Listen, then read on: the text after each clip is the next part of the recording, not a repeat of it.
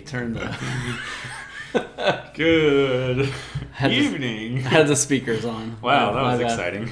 We've got a little bit of a haphazard setup here tonight. No. Haphazard's not true. So, the camera quality is going to be a little different from usual. The microphone quality is going to be a little different. But in the audio version, things should sound great. If you want to...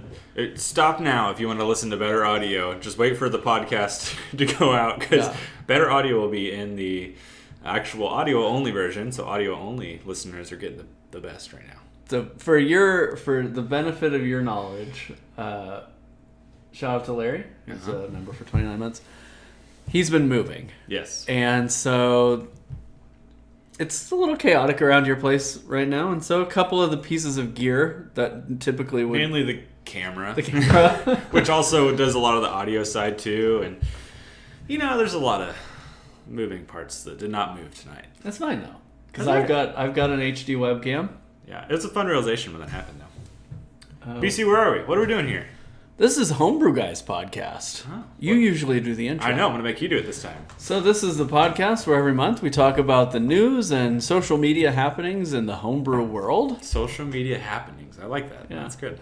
We scour the internet for brewing news, things relevant to wine, cider, mead, and beer. And we also go through all the social medias, the Reddits and Facebooks and forums, and we find fun stuff that y'all have been doing out there. Hours of research every single time. Like an hour. And we put that all together, and we also sprinkle in just a little bit of fun and charisma. Only a little. A dash of hope and courage. We're here for the news, though. We don't want to get too into the fun side. You know what I mean? Serious business. This is some serious business. Homebrewing is serious business. Garrett, what are we doing tomorrow? We are... I don't want to say doing this again because it's not exactly what we're doing. We are going to be at SoonerCon, which is the people there, they're going to be listening to a variety of topics, panels from people. We saw there's some signings from other big podcaster people. We're not doing a signing or anything. We didn't sign up for... We didn't do a sign up. But we are doing a panel and talking about mead. Talking a little bit about wine and beer, and kind of the pairing that goes with making YouTube videos and social media content towards that. So if you're curious about some of those things, or just want to come hang out with us and hear us talk more about mead, if you haven't got enough tonight, join us for SoonerCon. Are there tickets linked somewhere? I don't know. I think at this point you have to get them at the door. Okay. But I think it's $60 for a weekend pass, and they have literally nonstop entertainment, including like in the evenings they do dance parties with like black lights and stuff, and then if you go upstairs to the hotel block floor, if the door is cracked, there's a party happening in the room. And so you can really come out of the SoonerCon weekend. We're one of 15 in our time block tomorrow, which is 2 o'clock. 2 o'clock. We are one of 15 other things happening. Yeah. So if you would like to come hang out with us, feel free to do so. 28 seats available. Yes. Or if you just want to go see the other 15 things, there's a lot happening there. Yeah, you can go... regardless, go check out SoonerCon. There's like a cosplay leatherworking panel happening at the same time as us. And by God, I hope we have more attendees than them. We will storm the castle. So, we'll see. I think it's going to be fun. We have an hour and 45-minute presentation put together with a PowerPoint and slides, and obviously our beautiful mugs. Yeah. So, it's going to be great. It's going to be a good time. Come hang out with us. You didn't put on the helmet. Oh. I was going to have him... I should have said storm the castle with this thing on. Yeah, I was going to have him put on the Stormtrooper helmet. So that way you guys could get in the spirit of a science fiction fantasy convention. We need some memes here. Yeah, I wish I had put the batteries in there so you could use the voice changer. Oh, is there a voice changer? Damn, yeah. I missed out. This doesn't fit my head very This is the captain. Well, so here, check it out. Here, take it off. Let me show you. So you, let's see how you do this. Oh, of course it's adjustable. Yeah, and so when you put it on, you should be able to just like zip it down onto your head, so that way you can see out of it. This is Captain Cardinal. What the heck? Pull it down a little further. Keep going. Oh, I can pull my eyeballs now. Captain Cardinal. Oh. He's like a expanded universe character from the I sequel can't wait trilogy to see on the area. Discord all of the things that are being created from this moment. Yeah. I'm sure this can become a meme template. It will be. All right. You guys have what you needed? Yeah. Okay, so that's going on. We're in the midst of the shipping window for Mead Stampede.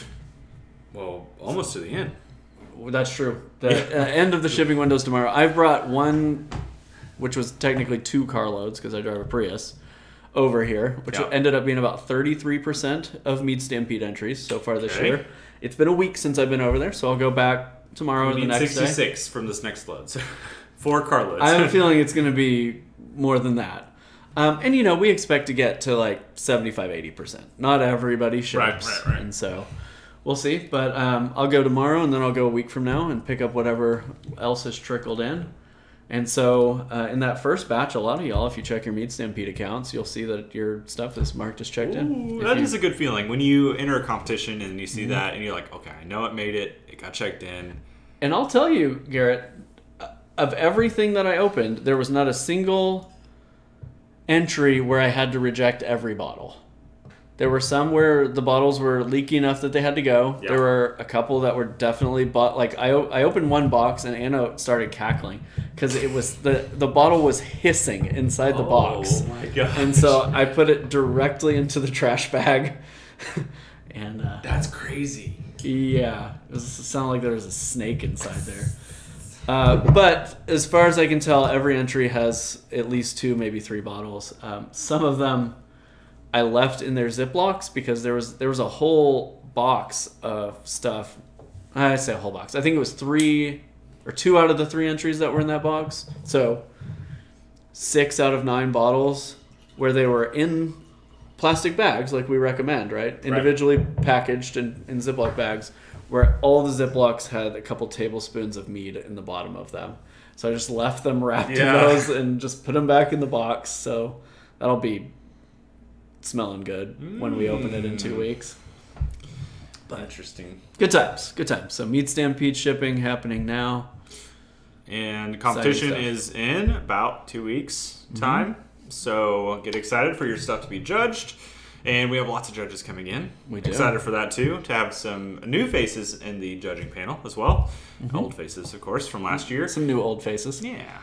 And a live event. You can still come to the live event. There's still, I believe you can maybe still get a hotel. We have a hotel block. I think that was supposed to end yesterday, but if you're going to get a hotel room, you might check. Yeah. And if you can't, you might call the hotel and see if they can still squeak you in. Yep. And the actual ceremony, celebration, whatever you want to call it, award ceremony, will be at Main Event, or Oklahoma City Main Event. You'll see it there. I was over there today. And weirdly enough, come join us. Main Event's a lot of fun. So part of that package at Main Event is we have free sodas and appetizers for everybody who shows up, and it should be plenty of food. Yeah, should be, hopefully. And then my understanding is we also have game passes. So for the first 25 people or whatever, you get a game pass that you can go play a few games on for free. You got a bowling alley and laser tag, so it should be a good time even after our event is done to just go out and hang out with your fellow brewers. I'll before we move forward, I want to give a quick shout out to Rebel Hive Meadery. I did a podcast with them earlier, and Ryan just so happened to ship me a bottle or a box of bottles, and I didn't get to try them on the podcast, so we're tasting some tonight. We tried earlier the Cherry Lee Lewis. It's okay. Yeah, so it's tart sweet cherry. It's a bit sharp for my palate. Yeah. This is an elderberry. I don't know how much experience you have with elderberries. Not a lot. They have cool packaging, I'll say. I like their labels. Yeah, I think these are cool. And some other ones will open. We got something from BC, but shout out to Rebel Hive Meadery. Yeah, thanks for providing libations for tonight. Tiger Pat asks, what's in the gallon wide mouth? Well, what is this, Garrett? Tiger Pat. It is honey. It is, to be specific, excuse me, getting emotional, is meadow foam honey. He's so moved by meadow foam honey. It's meadow foam honey. It's a full gallon of meadow foam honey. And it just so happens to be a way that you can win this. Now, it's a pretty big price to win, and that is you got to win Mead Stampede 2023 Best of Show. Yep.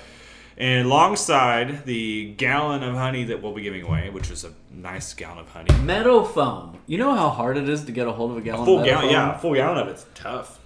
It ain't easy. And it ain't cheap, I'll tell you that. So we also have some other prizes. You should...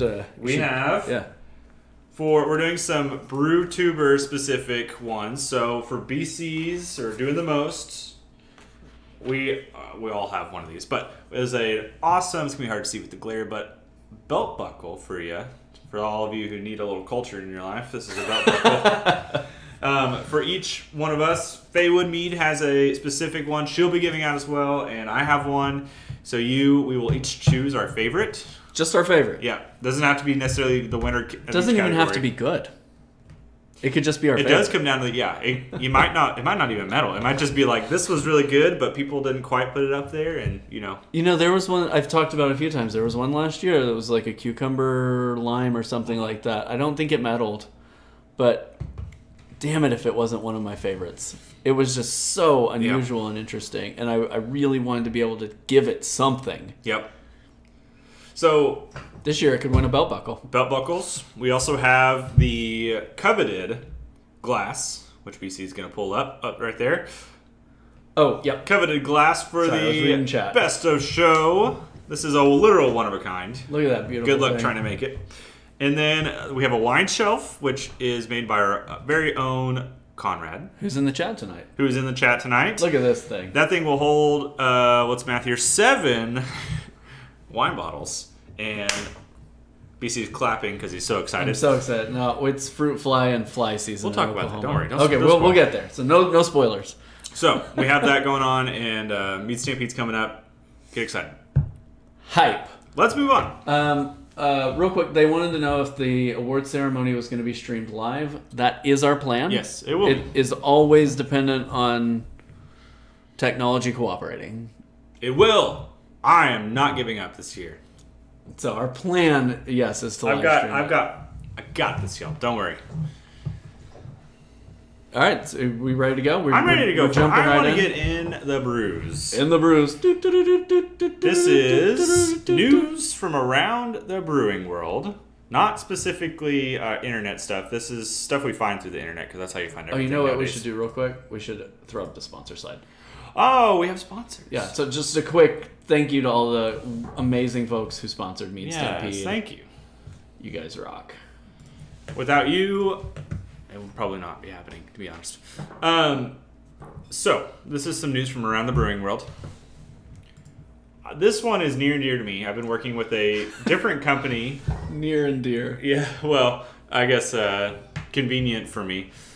There is I've been working with a company that has... They don't like to label or talk about hangover cures. That is one thing that they don't talk about. But they talk about feeling better the next day. This is specifically talking about hangover cures. Yeah. So this is H-proof. And this is basically talking about putting an enzyme. It's like a little tablet that helps you metabolize the alcohol after you drink it, while you're drinking, whatever, in the process. So you get less of a hangover. Yes. And so it's supposed to just make you feel better the next day. And they're talking about hangover specific, which I think is interesting. The marketing. Scroll down a little bit. Look at the prices on these things. How many do you get for each one? 40. So they have a per serving price down there under the main price. $2.95.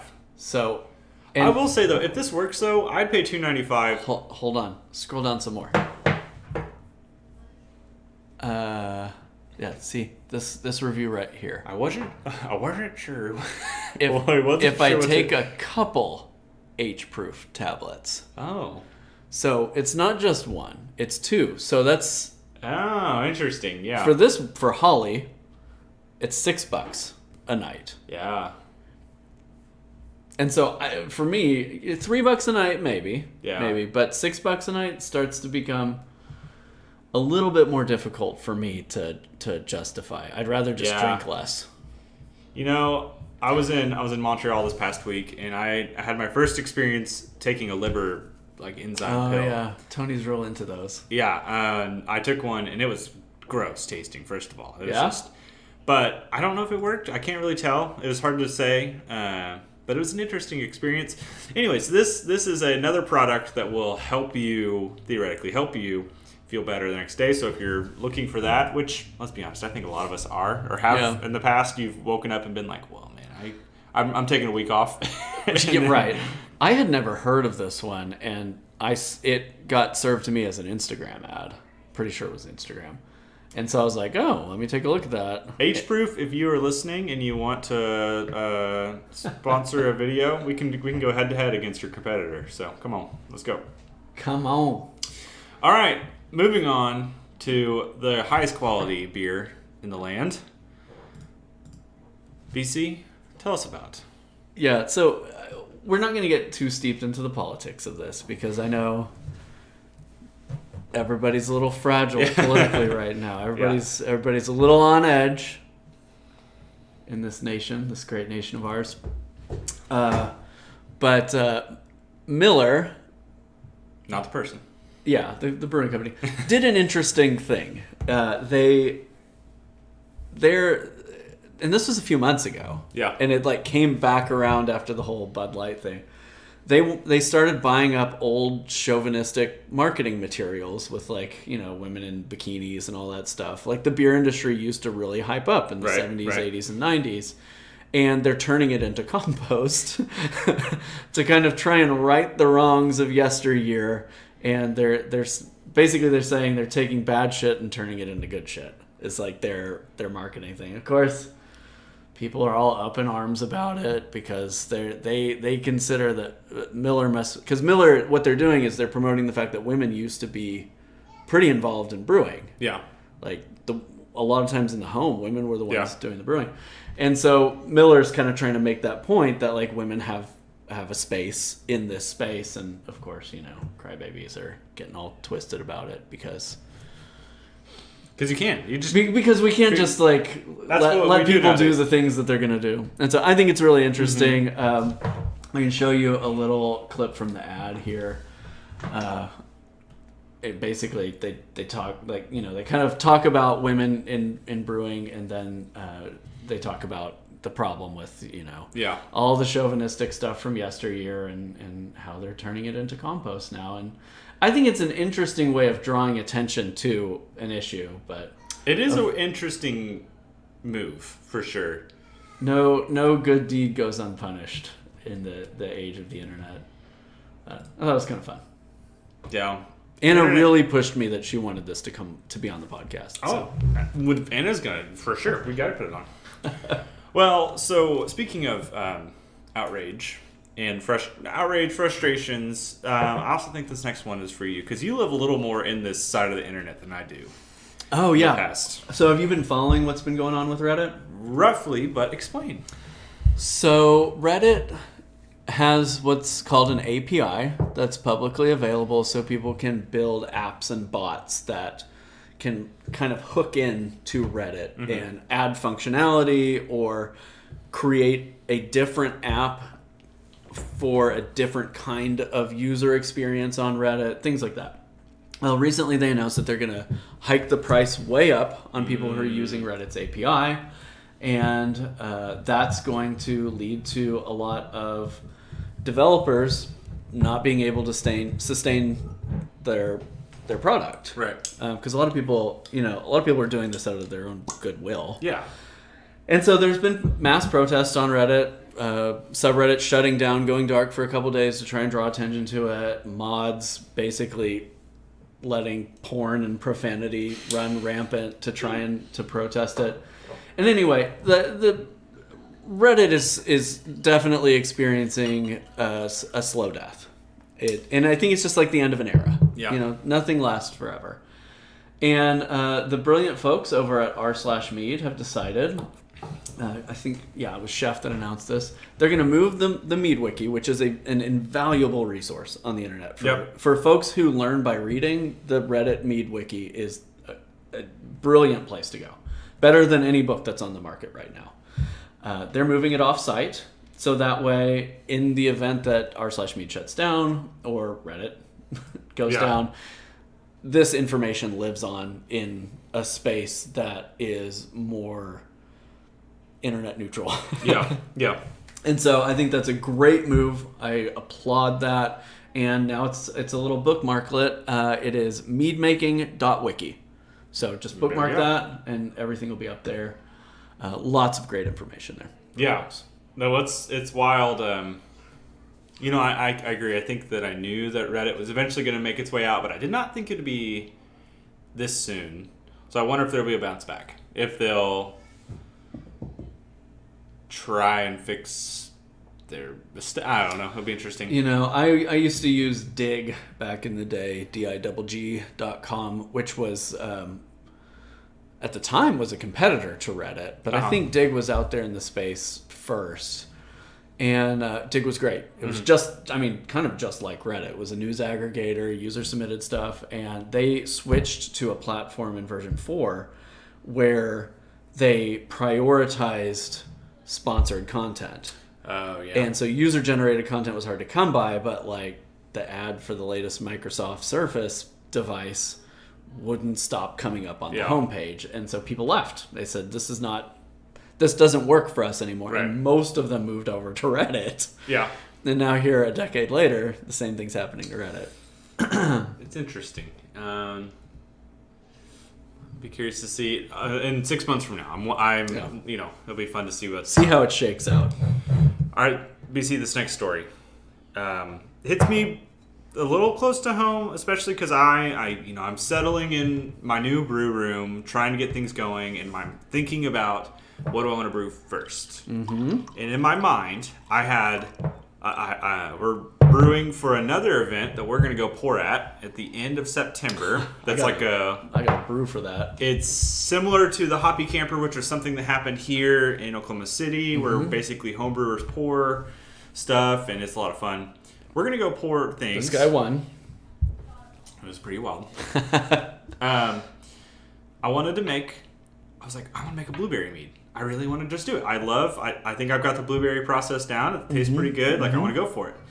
However, come to find out, there's been a giant, I use pretty much exclusive frozen fruit. There's been a giant frozen fruit recall from specifically the Willamette Valley Fruit Co. in Salem, Oregon.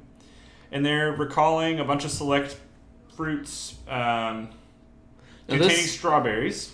Yeah, this says there's a Hep A risk. I think I don't know if it's this one or a similar one where there was a listeria risk.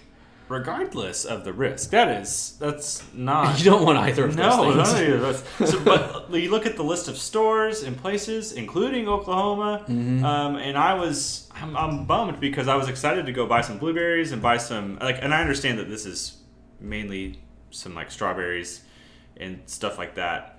But I still get sketched out now by some frozen fruit because I'm like, yeah. So I also wanted to make a mixed berry mead. That's not happening now. I'm gonna have to wait for a while. Give me something else to do. But that's something to know. There has been a recall, and I'm sure they'll right their wrongs, hopefully, and get those things. Yeah, usually you get a voucher for replacement product or something. And I think, as far as I understand, there were no reported illnesses from this. This was a recall due to an abundance of caution type thing. So, there's that. So, it's Willamette. Sorry, I said Willamette. Somebody corrected me. So it was through Walmart, Costco, and H-E-B. Mm-hmm. And so it's on the FDA's website, fda.gov, and at some point the description here will update with links to that. So check it out. Make sure you're not brewing with recalled fruit. Yeah, I would avoid that. Avoid getting some diseases you don't want. Yeah, I tagged Ryan Disney on our Discord the other day for his opinion on it with the listeria risk, and he was basically like, no, dump it. Oh, yeah. Dump it. It's not worth I mean, I don't know. I don't know how that survives fermentation. I don't know what the process does with a buggy like that in there. I don't know. His opinion as someone who's researched this and just graduated from college with all this knowledge in his head was like, don't risk it, dump it. So, womp womp. Speaking of science and space, I'll put on the list for this next one for you. And I'm going to... Oh, thank you. Yeah, put that on. And I'm going to drink this traditional orange blossom mead. This is a traditional orange blossom mead from Rebel Hive Meadery. It said, it's not you, it's mead. It's a little young. Mm-hmm. I want it to be a little smoother than that. How long have they been in business? They're celebrating year 4. Okay. It's not bad. It's just like I can taste a little bit of that. I think this is the base that they Youthful use. From what I violence. understand, they use a orange blossom or some sort of honey base, and then they add their other flavors in secondary, post-stabilizing, post-filtering, so like elderberry. But what they did tell me, which is really interesting, sorry, I'm away from the mic, is they used amaretti to achieve their... Was it coffee? No, yeah. Might have been their coffee one. They have like a coffee extract, which I found interesting as a post amaretti user. Uh-huh. I don't really use it now. I say that. So Interesting. Makes sense on an industrial scale. space food. Space food. You know what that means? Dun dun dun dun dun dun dun dun dun. Bum, bum, bum, bum, bum, bum, bum. It looks so sad with the like button-up shirt on. Like you were just fired, but they let you keep the helmet. Okay, so this is a long, complicated one. So I'm mostly gonna read from the summary I put together on this. So y'all, but just like experience this. As you see the little carboy on the scale or stir plate or whatever that is. So NASA has sponsored the Deep Space Food Challenge. And it's to try and figure out new food technology for long-term space visits, right? And so this team in 2017 invented a process that can turn carbon dioxide into alcohol. And then I want you to just listen to this next sentence. Which can then be turned into vodka, perfume, and yeast. So I'm not sure what this proprietary process is, but they are claiming that they can turn CO2 into alcohol and then use the alcohol to make yeast. I want to see it. I want to see it, man. I'm Maybe curious. that's an oversimplification of what this process is, but they claim that by using the breath of astronauts, they can cultivate yeast, and those yeast can be used to make tortillas. That was the part that also astronauts really to got eat. me was, of course, alcohol. But then they're taking and put air, water, and yeast starter into this machine. Wait 2 hours, and voila, a protein shake texture yeast that can be dried and rolled into pasta or tortillas. Maybe. Nothing like telling your friends, like, hey, this bread, this tortilla has my breath in it. You're eating my breath. Yeah. It's a weird pickup line. I don't know how much I buy this. No, it's on an NPR story, right? And it's in a NASA competition, so clearly they're doing something here, but the oversimplification kind of makes this sound like a magic trick. It's interesting, for sure. It's very David Blaine. Yeah, it is. It is. He's gonna pull a tortilla out of his belly button. Yeah, that's something. I don't really have any more to say on it because it's very weird.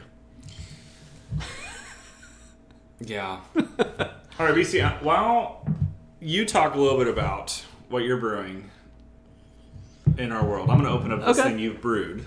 So, yeah, this is a strawberry jam mead from a couple years ago. I'm still trying to empty out bottles from the closet, so I felt like this might be summertimey. It might not be good, but I thought it would be fun to open.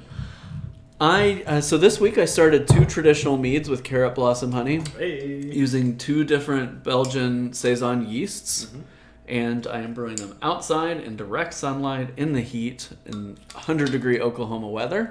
No! Oh no, buddy. Party foul. I got it. Buddy. Shout out to Dogstick Fetch, member for 34 months. 34 He says, months. Big chungus.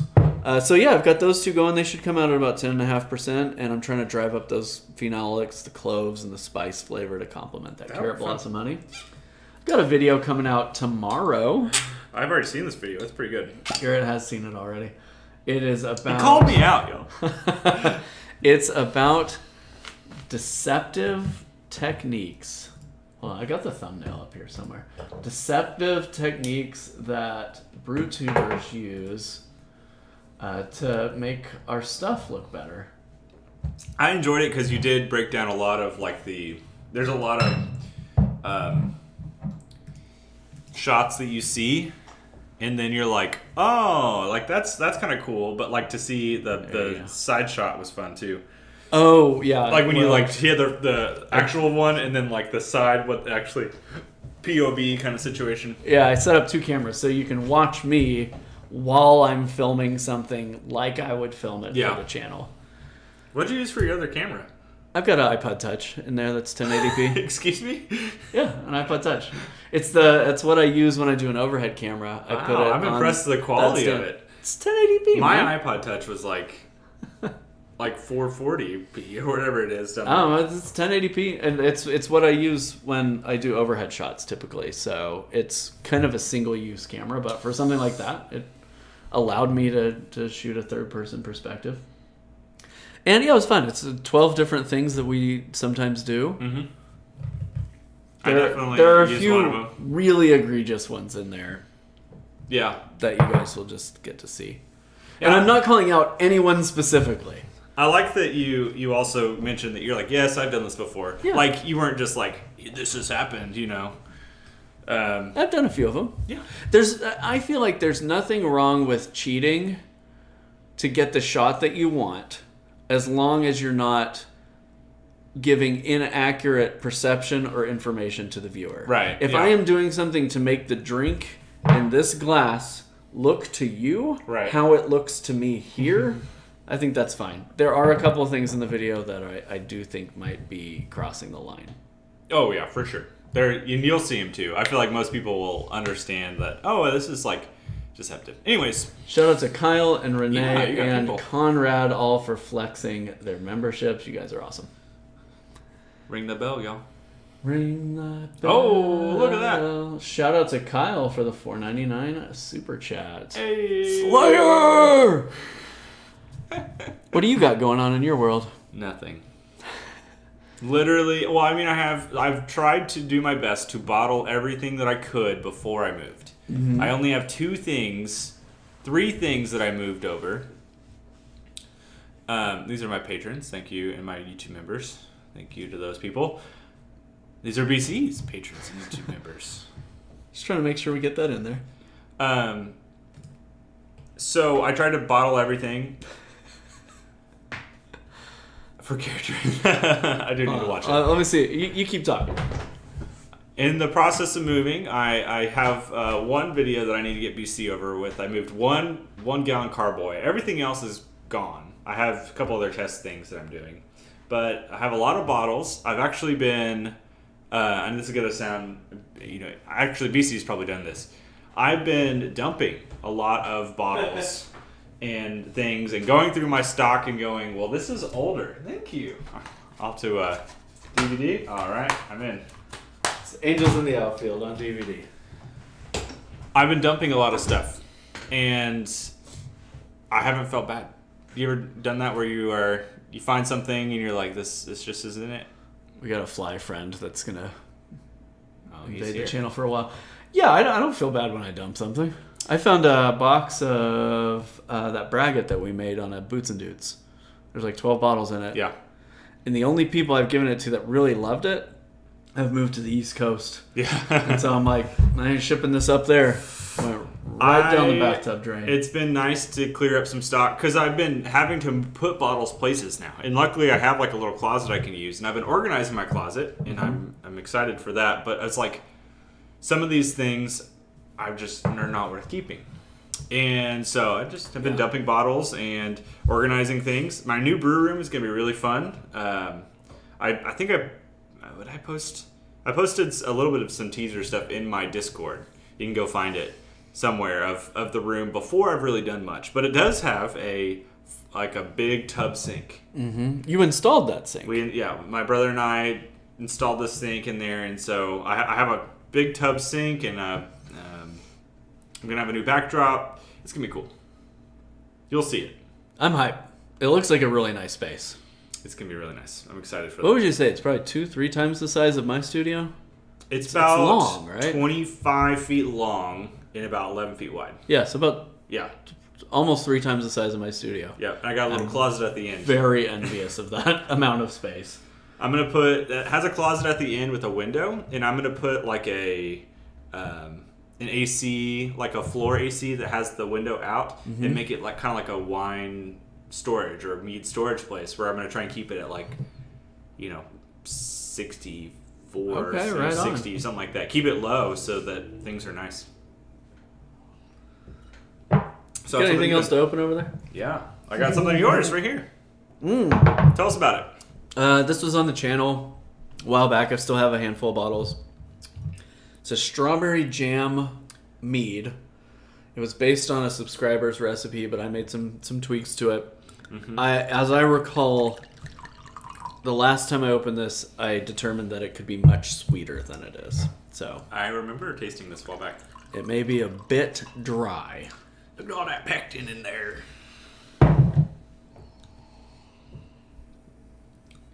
Kyle wants to know if your new brew room's going to have any laundry equipment. No, but there's a subtle nod to it that I will let you find in my backdrop that I have purchased specifically for that. One of my favorite things about my backdrop, my new one, is I have it looks nice, but I have all of these little like odes to the man-made mead past. I love that. And it's like, it's just like little things that I've enjoyed, and I don't know. I feel like it marks the history of my channel, including the dryer. So you can find it on there. I'm not going to spoil everything, though. You leaving the dryer at the old house?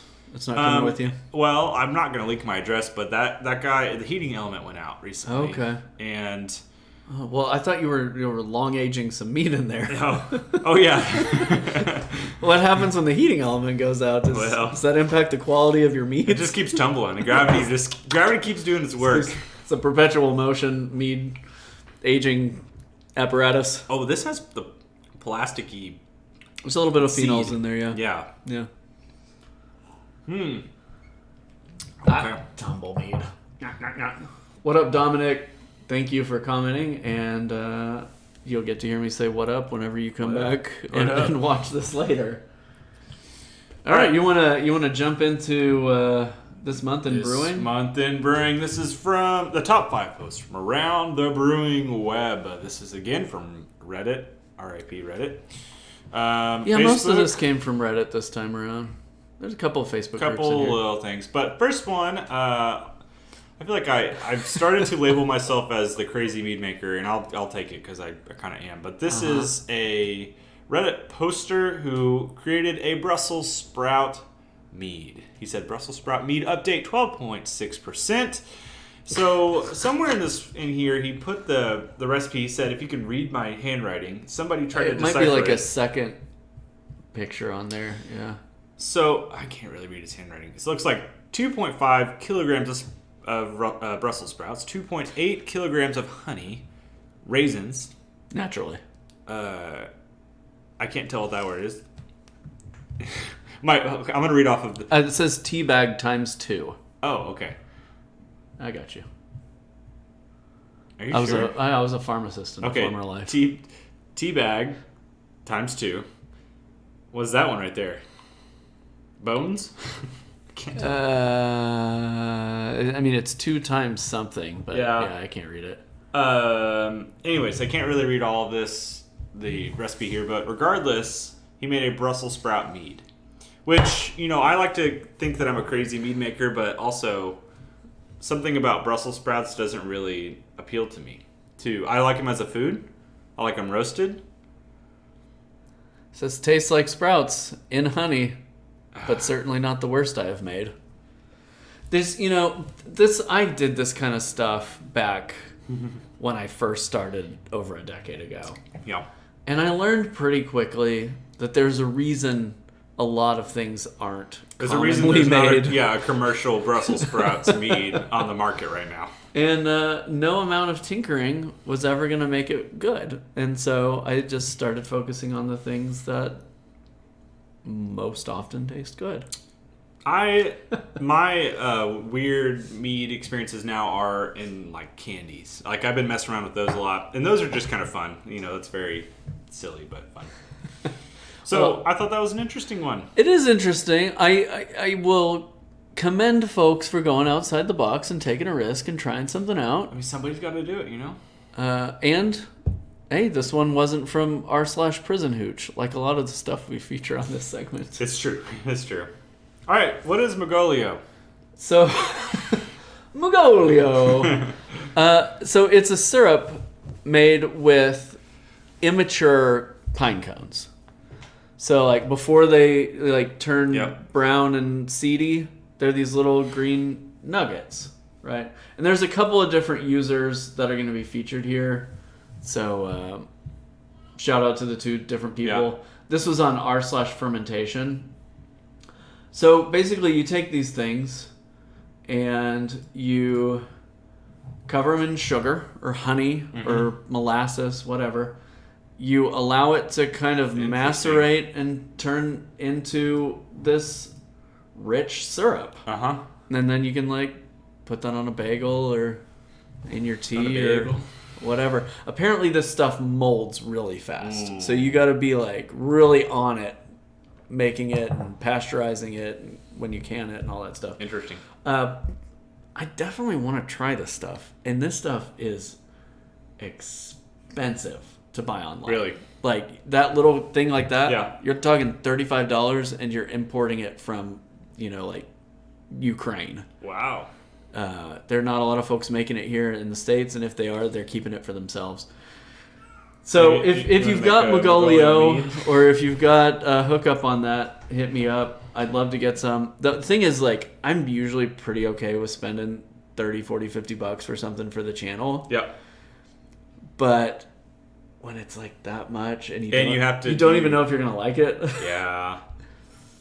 But it's Mugolio season because the trees are doing their cone thing, and so That seems like a great shirt. It's Mugolio season. Mugolio season. People will be like, what are you going on about? It's Christmas in July. Yeah, good times. I don't know. It's interesting. If you want to try it, you should look it up and try it. And if you make some, send it our way. Send it our way. All right, what's going up? What's going up next? JC, you got a problem going on. Oh, I got lots of problems. The most prevalent problem in your life is the couple bugs I see floating around. Yeah, it's that time of year in It's Oklahoma. that time of year. I've got, and it's been better. We had a batch of kombucha that ran long, and I ended up dumping it out last night. It's been better since I got rid of the kombucha, but it's like a seasonal thing where every June, July, our house gets full of fruit flies. They're just hanging. They're vibing. Yeah. But there's a way to fix that, I hear. There is a way to fix these things. So this is a homemade bug trap Yeah. found on the good old Facebook. Yeah, this is from the Modern Mead Makers group on Facebook. It's a very interesting looking contraption, I'll say. Yeah. Basically, he Reduce, reuse, recycle. yeah, you took some old mead / new mead. It looks pretty murky. It looks like lees, and so he just kind of took the lees out. Yeah. And then flipped the water bottle upside down, and theoretically the bugs are so dumb they can't figure out how to get out. Yeah, I guess that's the point. So, I mean, that's pretty smart. Yeah, I guess I need one of those in the house. Anna's grandmother uses just a glass of wine that she leaves in. You need a bug zapper in here. Yeah. That thing would be going nonstop. Listen, man, I'll tell you what. I bought one for my house 6 months ago. No, maybe a year ago at this point. I hung it up outside. Oh, I thought you were going to say No, inside. not inside. But I have one. I can bring it over here, and we can get I mean, you all we hooked can up. try it. I see a hook over in that corner. I'm just saying, That's we could true. get you. That's true. We could hook it up in here. Well, Garrett came a little early because we had to talk about our SoonerCon presentation. And while we were sitting here chatting, I've got this electric fly swatter, and I'm just You're going to zapping town. flies left and right. He was making lightsaber sounds too as he was doing it. It hits. Conrad says that Mugolio has notes of turpentine and asphalt. Ooh, Sounds yum. tasty. Yummy. Larry says, I recently have been fermenting in a new space and I'm having the same issue. I've never had fruit flies in my house. Yeah, it's what it is. Teresa asks, have you ever used a ginger bug to make a ginger mead without using commercial yeast? I've never done the ginger bug thing, to be honest with you. I do think I had a little bit of that with one, unintentionally did a ginger bug kind of situation, but never intentional. What about you?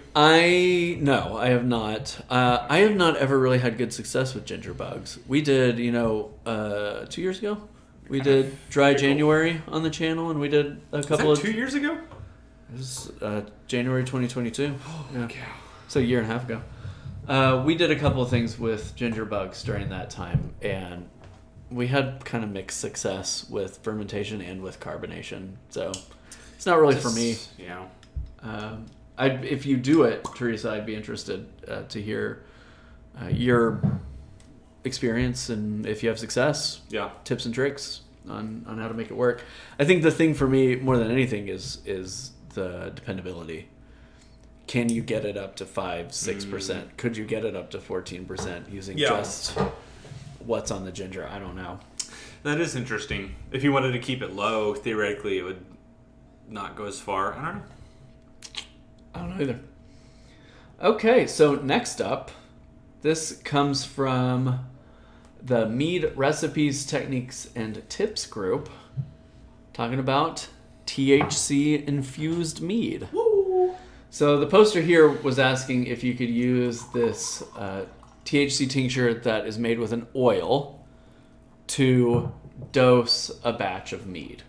And there was some interesting discussion in the comments on that. Kind of the general consensus was yes, but actually no. Mm-hmm. So the stuff that's a tincture in the oil is going to have a hard time being liquid soluble. Yeah. And so the prevailing theory was that you should dose it in the bottle and then bottle on top of it. So that way, you stir your bottle around and pour it, and likely you're going to get the proper dosage. Interesting. But these things where you're mixing downers with downers and you're trying to introduce a tincture into something and then have consistent dosing across a batch, it is really prone to error. Yeah. And I would suggest you keep the two separate. Yeah. I've been talking recently with friends about potentially doing an episode on this because lots of people I get it all the time too. I'm like... And so this is a good opportunity to talk about the Farm Bill. Mm-hmm. It's a thing that comes around about every 5 years in America where they legislate how farming is going to work, updated protocols, regulatory measures, new industry, things like that. In the 2017 Farm Bill, there were new regulations put in place for the hemp industry, basically opening up a new hemp industry, right? And so in marijuana, there is a chemical called THC, and there's a chemical called THCA.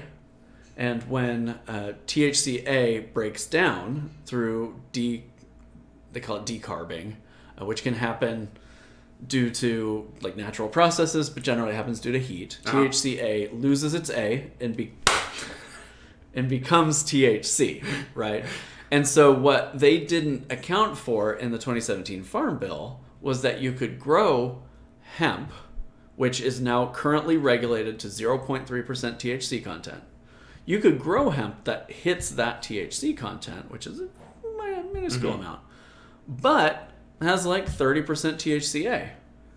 And so federally, it meets the requirement because the THC level is so low. But as soon as you put that, set it on fire and inhale the smoke, all that THCA has been, converted to THC. And THCA is non-psychoactive. THC is psychoactive. And so this hemp industry all of a sudden exploded where they could grow essentially legal weed as long as it wasn't high THC until it has been decarbed. Weird. Interesting. So this whole industry popped up. And next to no states have regulations about it. A lot of states are trying to regulate it right now. But in Oklahoma, you can purchase THCA hemp through the mail and have it shipped to your house. You can purchase Delta 8 THC products, which are made from CBD that's converted to Delta 8 THC, which is not the same as Delta 9, which is the common psychoactive. And that's legal. All of this just happened. And now, the reason all this is important is because the Farm Bill for 2023 is being legislated now. So they're doing listening sessions around the country. You can call and talk to your representative about this. And the hope is that this helps further establish that industry because it's a taxable industry. Yeah. It's new. I mean, there are billions of dollars in taxes available on this kind of stuff. And it kind of helps reduce the stigma around cannabis use. And so I think it's super interesting. I think it's a great way to demonstrate how you can do a THC infused or a terpene infused beverage legally in most states. But I think I've decided not to do an episode on it because I think it's still a little bit too touchy of a subject. Yeah, I've got similar comments that are like, you should try this, and I just, it's still on the same level as distilling for me. You know, I've been offered a distilling piece of equipment from a company, and I just can't. It's legal where this company produces, but I personally am like, I'm not going to put myself in any sort of predicament. Yeah. You know, it's just kind of a weird line. Well, and this is, you know, THCA and Delta 8 THC are kind of in a legal gray area. Yeah.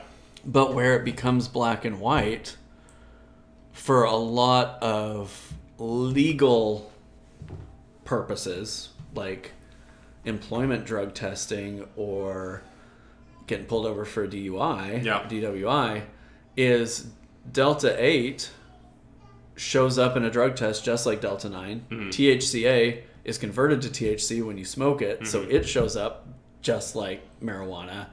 And so a lot of folks, even utilizing these legal methods of using the substance, can still be subject to legal ramifications or employment ramifications because the testing doesn't measure the very specific version of the psychedelic or you know, whatever you want to call it, that's in their body.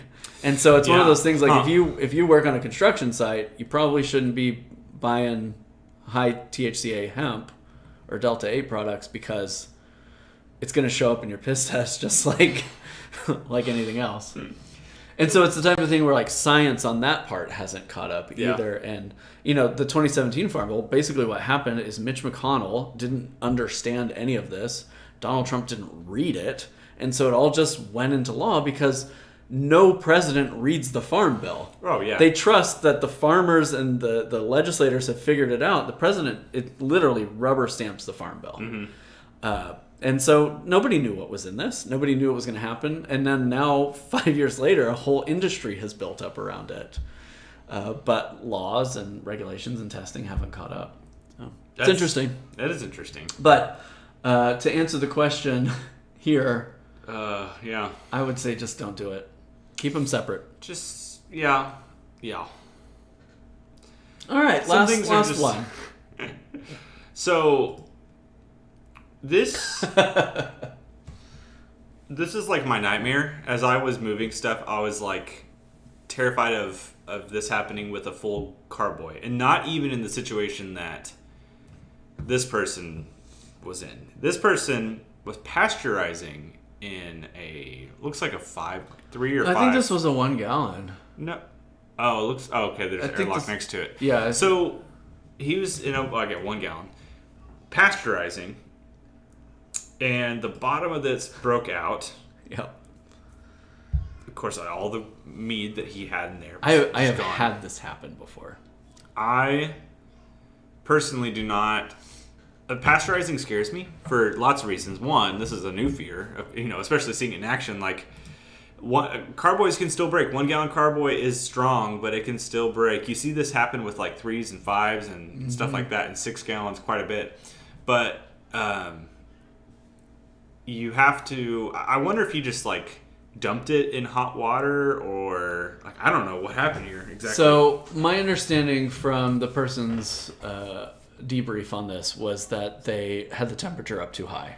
They were not taking their time. They were rushing it. They knew they were rushing it. So you think that they had like their water and they got it up to whatever it was? I think it went hot too fast, and so the bottom was getting heated a lot faster than the top, and then thermal shock.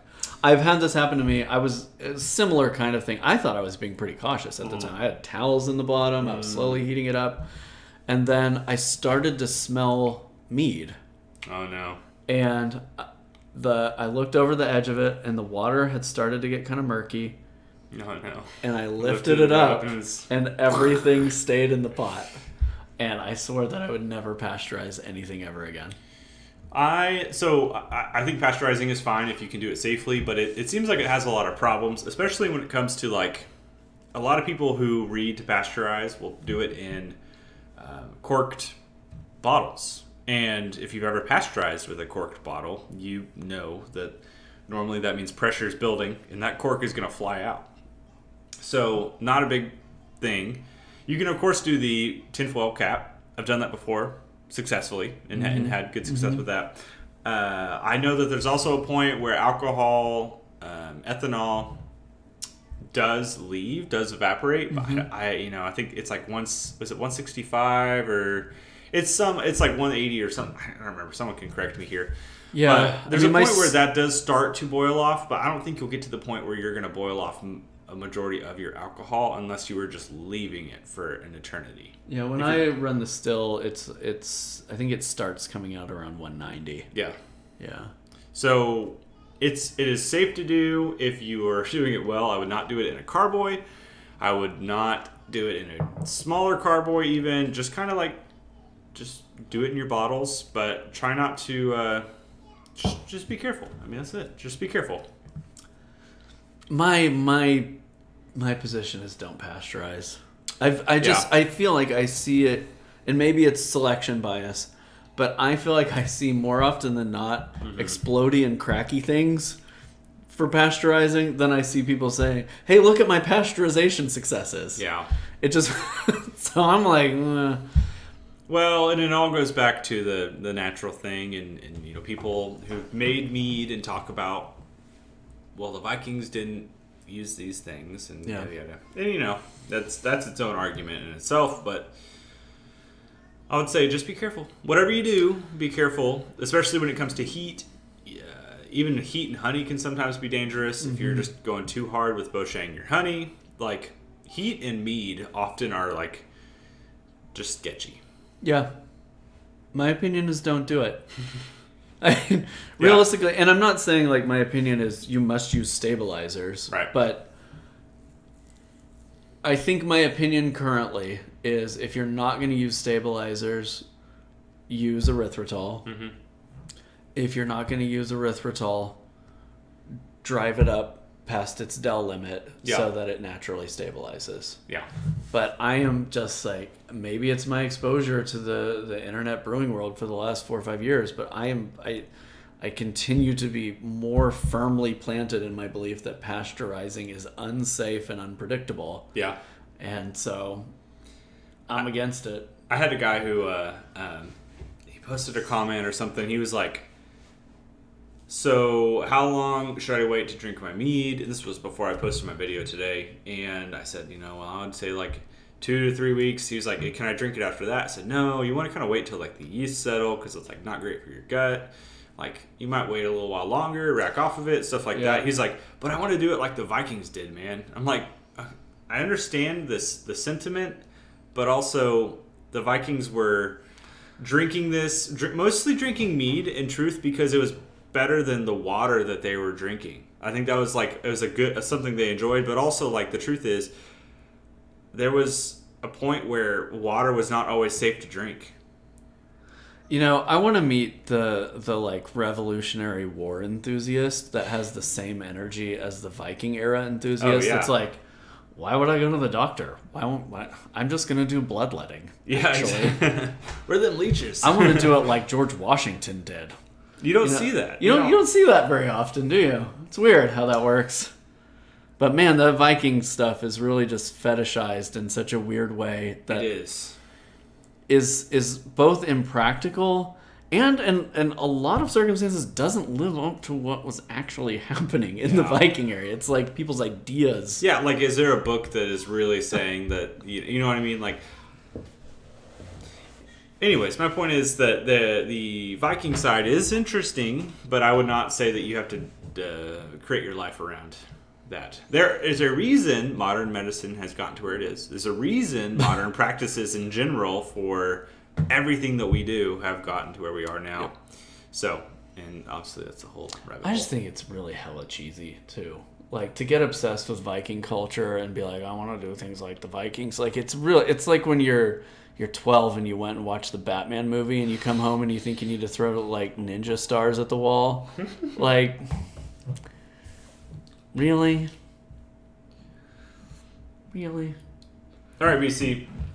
Let's get to our last little segment. We forgot to... Beedrick says, my dream is to win a mead competition with an entry named Vikings Are Cringe.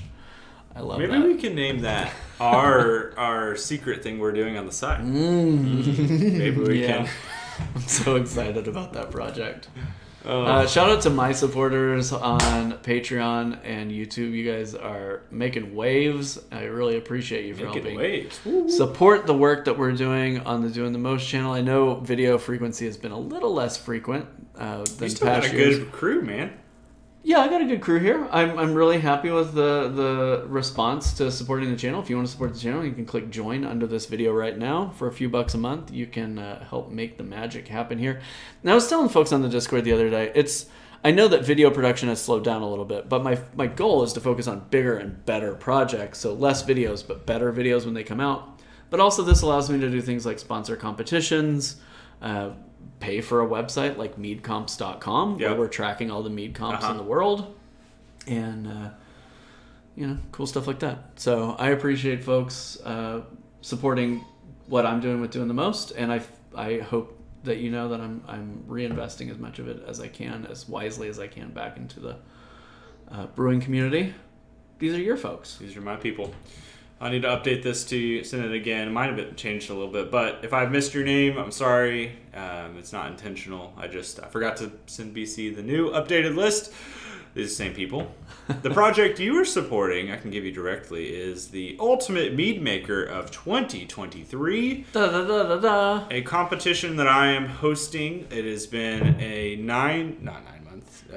6, 8 month, whatever it is, process so far. Started with 16 contestants. We're down to 4. You haven't seen much information on this because I'm going to put them out in 2 videos, but it is a big competition. I've been shipping boxes, I've been buying ingredients. It's been expensive, but it'll be worth it in the end. So thank you to my patrons and YouTube members for helping that happen, because without you it'd be really hard to ship out 12 boxes of things and so on and so forth. Y'all really do help us out a ton, and we appreciate it. Daniel asked, what was that mead competition website? It's meadcomps.com. I think meadcompetitions.com also redirects there. Mm-hmm. And it's set up so that they are user-submitted. So if you see a mead competition anywhere, on Facebook, a website, you get an email, and go to our website and you don't see it on our website yet, you can pop in all the details, hit submit. One of our moderators will get it approved. And the goal is for it to be the place to go for mead competition information. I've already used it many times to figure out, because I got bottles to send, and I'm like, I need to send some stuff out, and so I'm like, oh, what's coming up? It is so good for like competition side things. I highly recommend it. I mean, it is literally cherry on top. We put a lot of effort into it, and there's an upgrade I'm probably going to make to it in the next couple months that should improve the searchability of it. It ain't cheap. So again, supporting the channel, just launching the website cost over $200 for the software and the domain and all that. And so that came from y'all supporting the channel, so we could put together this resource and Some of those folks you saw on my YouTube members are the volunteer moderators who are approving posts to Mead Comp. So shout out to them for doing double duty. Speaking of, if you haven't shipped your Mead Stampede entries, do it tomorrow. I mean, you're like literally running out of time. There will be a little bit of grace, but grace can only go so far. If you're somebody who's specifically shipped it to our PO box, you should reach out to BC directly and say, hey, I accidentally shipped it to your PO box and I did not mean to. I meant to ship it to the proper address, because there's a good chance that we're not going to get to it. Yeah, I'll try and get down there and check that PO box just in case that happened, but y'all should know we're going to shut down our joint PO box because neither of us really go downtown frequently. And so I don't know what I'm going to do for that.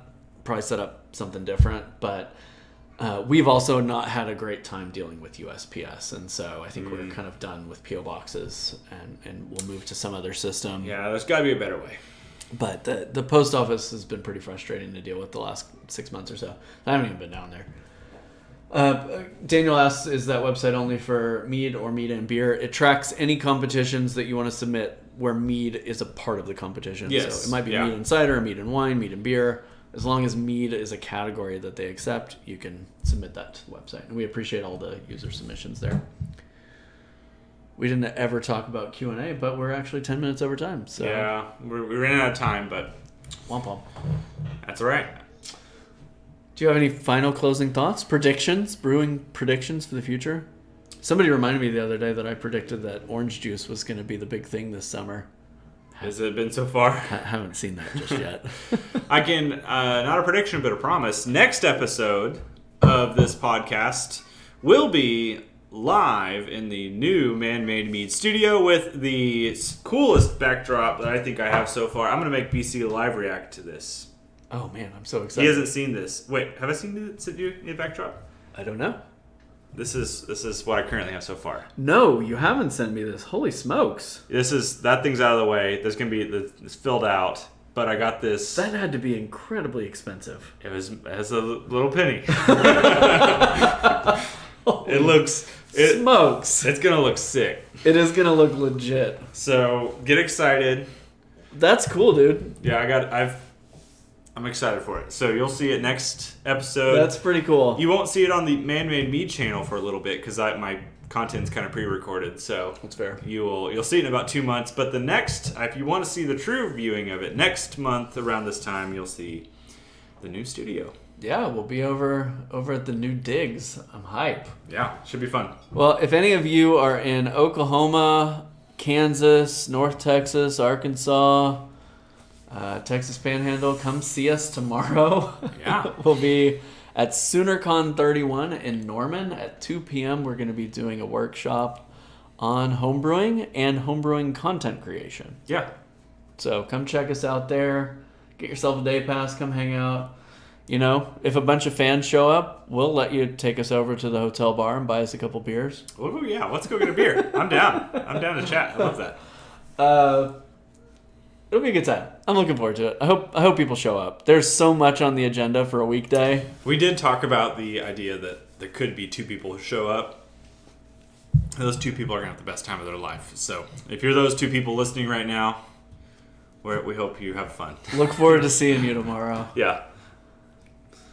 Anything else? That's it. I get my thing. I mean, That's true. You're the hype man. So yeah, we'll be back next month. This podcast is available in audio form wherever podcasts are heard. The description for this will be updated in the next 48 hours or so with all the links to everything we talked about tonight. Again, big shout out to everybody who supports the channels. We need you. And I've got a video dropping tomorrow morning at 8 a.m. about behind the scenes. I had the thumbnail up. I'm not going to say he exposed me for my choices, but there's at least one choice in there that I make. So, you know what's funny is I logged in and used some of those clips for this video. I love the irony of that. There's like five or six. Well, and in the ad integration at the beginning, I used a couple of the motion techniques that I talked about later. There's a lot of like BCs in jokes hidden throughout the whole that's video that maybe I'm the only one who will catch. But I'll just say I was glad I only used a couple of those. You know, Yeah. that I didn't have to hit all 12. So. Well, we hope y'all have a great night. Watch our content, comment on our channels, hit the like button on this video right now, and we'll see y'all next month.